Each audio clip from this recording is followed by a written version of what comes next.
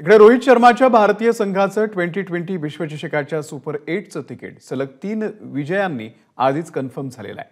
पण गटनिहाय साखळीमध्ये भारताचा उरलेला एकमेव सामना आज कॅनडाशी खेळवण्यात येतोय।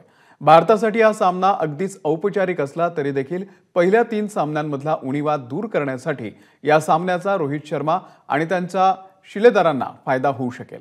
पाहुयात क्रिकेट समीक्षक सुनंदन लेले यांनी थेट फ्लोरिडामधून पाठवलेला हा खास रिपोर्ट।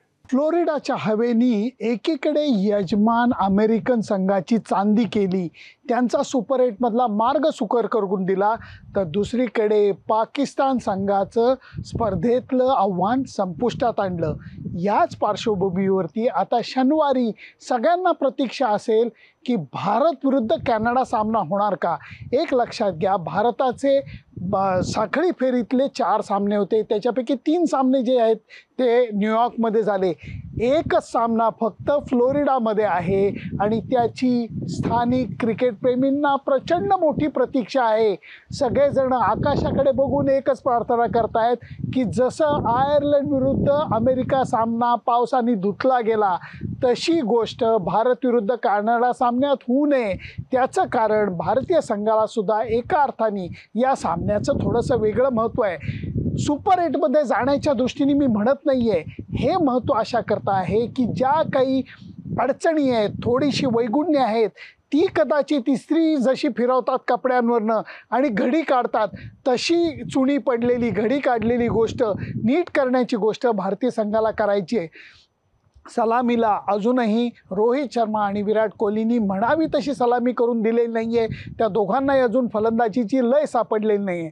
दुसरीकडे भारतीय संघाला सुपर 8चा विचार करून रिस्क स्पिनरला खेळवायचं की नाही हा एक विचार करायला लागणार आहे। त्यामुळे कुलदीप यादव किंवा चहलला दुसरा एखादा बॉलर मागे ठेवून त्यांना संधी मिळते का, ही गोष्ट बघायला लागणार आहे। त्या अर्थाने भारताचा कॅनडा विरुद्धचा सामना हा महत्त्वाचा आहे, एका अर्थाने थोडासा अभ्यास सामना ठरणार आहे। स्थानिक प्रेक्षकांच्या दृष्टीने ती पर्वणी ठरणार आहे। चांगली गोष्ट अशी म्हणता येईल की शुक्रवारच्या तुलनेमध्ये जरा हवा बदलत चाललेली आहे। गेल्या आठवड्यामध्ये इथे प्रचंड पाऊस झाला, पूरसदृश परिस्थिती होती। आता ते जे वादळ आहे ते फ्लोरिडापासून थोडंसं दूर जाताना रडारवरती दिसतंय, त्यामुळे क्रिकेट प्रेमींच्या अपेक्षा अजून थोड्याशा वाढलेल्या आहेत। शनिवारी जर का सूर्य महाराजांनी ढगातनं स्वतःचं दर्शन घडवलं, जर का बाहेरचं मैदान बॉवर्ड काउंटीचं बाहेरचं मैदान वाढलं, तर भारत विरुद्ध कॅनडा सामना करण्यासाठी संयोजक झटून प्रयत्न करणार हे नक्की आहे। आणि त्याचबरोबर या सामन्याचा आनंद घ्यायला वीकेंड असल्यामुळे फ्लोरिडा आणि आसपासचे रहिवासी हे नक्की मैदानावरती हजर लावतील।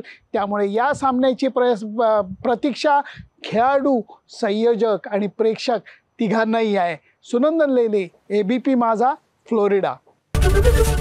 एबीपी माझा, उघडा डोळे बघा नीट।